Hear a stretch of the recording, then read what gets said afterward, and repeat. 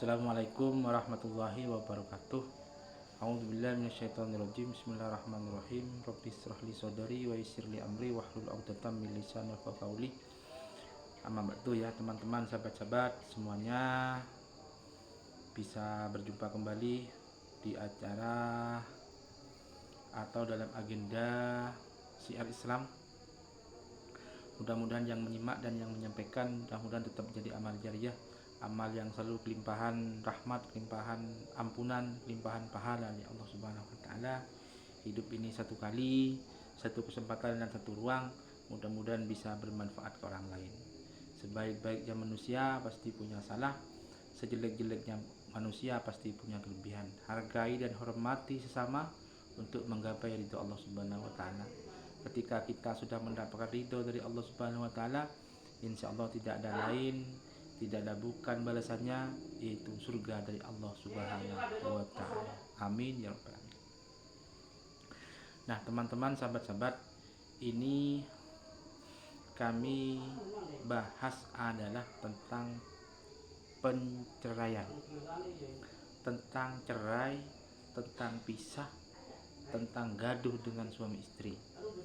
Ini hari ini, tahun ini itu hampir lebih tinggi daripada tahun lalu angka penceraian.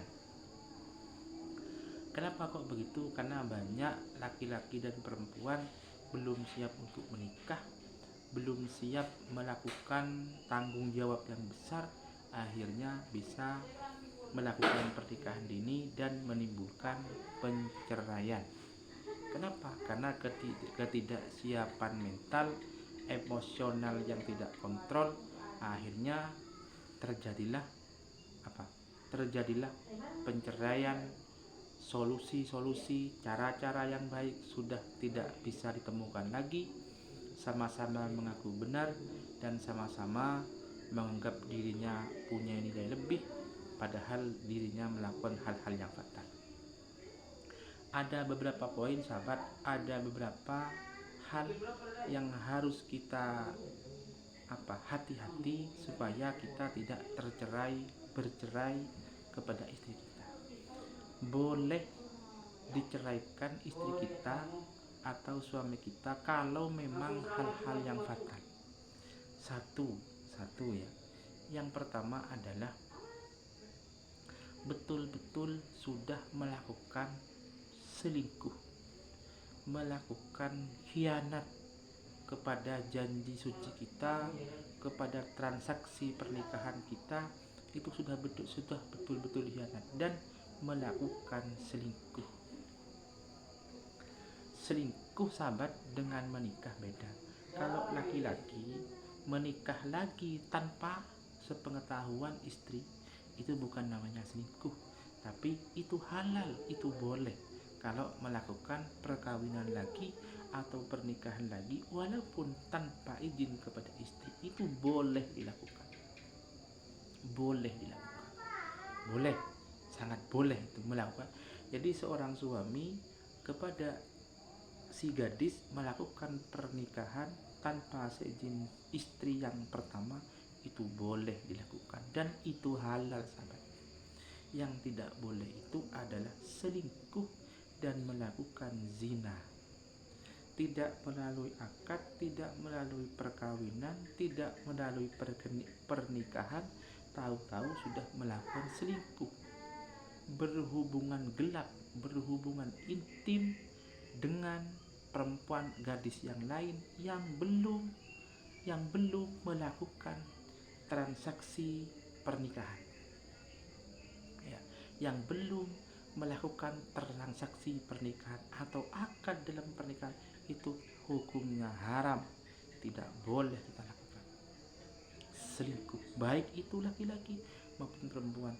Mungkin secara kemanusiaan selingkuh satu kali bisa saja dimaafkan, selingkuh satu kali bisa saja kita dipertimbangkan. Tapi kalau sudah 3 kali, sudah beberapa kali mengulangi laginya, dan yang paling fatal sudah melakukan zina, hubungan intim, berhubungan badan dengan bukan istri kita, dengan suami kita, bahkan punya simpanan, dan simpanan itu gelap tidak dinikahi, itu sudah namanya hubungan antara suami dan istri sudah tidak harmonis lagi.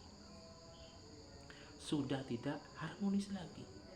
Satu memang hianat, dua melakukan selingkuh, dan seorang suami atau istri itu sudah melakukan zina. Zina hukumnya haram, sahabat. Satu kali zina 40 tahun tidak 40 tahun tidak diterima dalam segala amal baiknya, segala amal ibadahnya. Umur kita, sahabat, belum tentu umur 40 tahun masih sehat. Bisa saja kita sudah mati, bahkan sudah tidak kuat lagi umur 40 tahun. Akhirnya kita selama-lamanya ibadah kita tidak ada yang diterima oleh Allah Subhanahu wa taala gara-gara melakukan satu kali zina. Ini ruginya ketika kita melakukan selingkuh dan berzina. Jadi yang bisa kita ceraikan pasangan kita, satu, melakukan perselingkuhan, perzinahan sampai beberapa kali. Itu boleh dicarakan, boleh melakukan islah atau solusi yang lain yang untuk mencari efek jerah. Satu. Yang nomor dua, sahabat, yang boleh kita lakukan dalam pasangan kita itu, kalau seorang istri, ya, istri kita boleh diceraikan. Dua, itu kalau tidak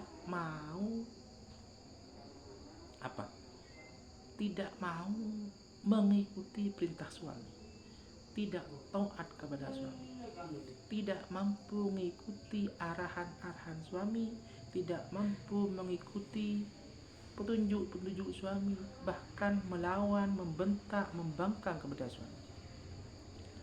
Seorang suami wajib memberikan bimbingan, petunjuk kepada istri. Ayo dek sholat.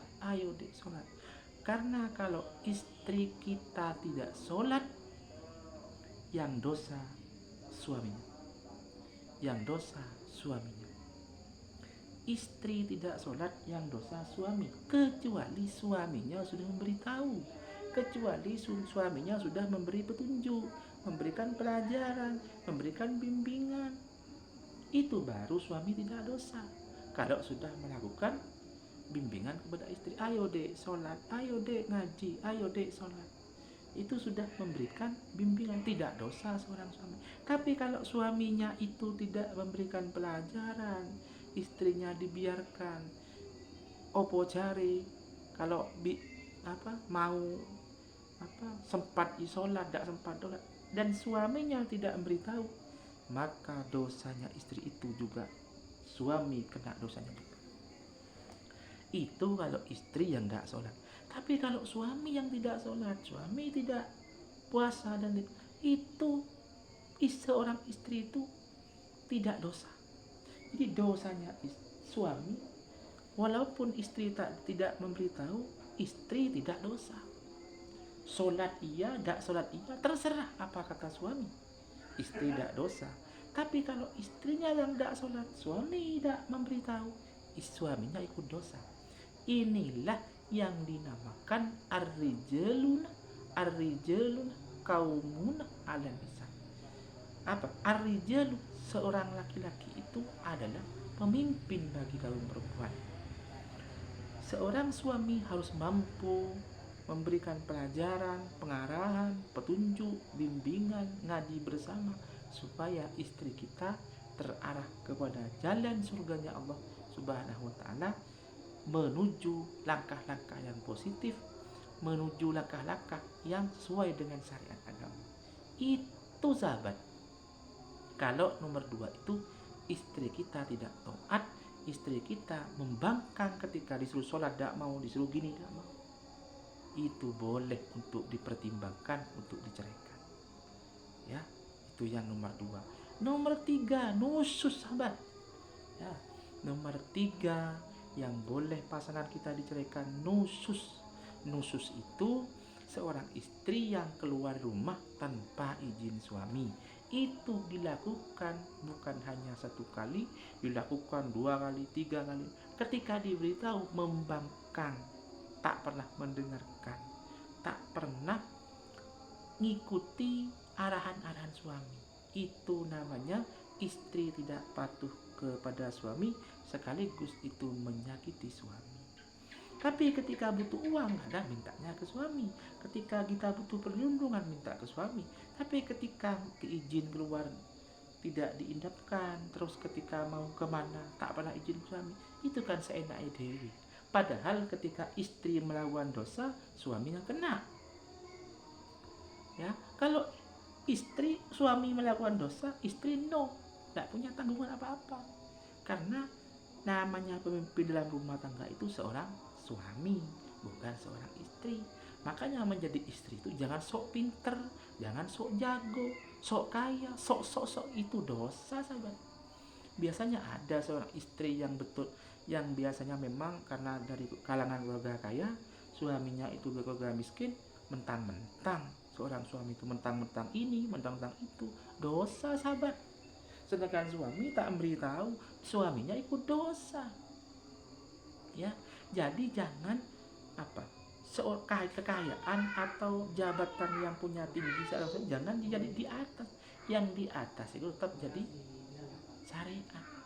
Makanya kalau dalam kita menikah, dalam berumah tangga, kalau laki-lakinya umur 25 tahun, ambillah istri yang umur 20 tahun. Kalau suaminya itu S1, carilah istri yang SMA. Kalau suaminya S2, carilah istri yang S1. Ya ada juga yang setara. Boleh sesuai dengan kemampuan dan kondisinya masing-masing. Biar kenapa? Biar beriringan, sahabat. Loh, kalau istrinya umur 20, umur 25 istrinya, suaminya umur 20, timpangan. Yang bagus itu ketika suaminya umur 25, istrinya umur 20. Kenapa? Karena seorang suami, sahabat, seorang laki-laki ini punya tanggung jawab besar kepada keluarga kita. Punya tanggung jawab besar. Kalau kita tidak mampu secara emosional, tidak mampu secara mental, ya, tidak mampu secara komunikasi yang intens, emosional yang bisa kita jaga, kita akan mudah bercerai-berai dengan istri kita. Kenapa, sahabat? Karena tanggung jawab dalam rumah tangga itu besar. Memberikan tempat, memberikan pakaian, memberikan makanan, melindungi, mengasihi, mencukupinya. Tanggung jawabnya besar, sahabat. Kalau suami tidak siap mentalnya, habis edon. Ya, mungkin itu, sahabat, untuk bisa dijadikan referensi. Ketiga alasan itu kenapa kita harus tahu. Mungkin itu, sahabatnya. Karena sudah isya, kami akhiri. Wallahul muwaffiq ila aqwamit thoriq. Assalamualaikum warahmatullahi wabarakatuh.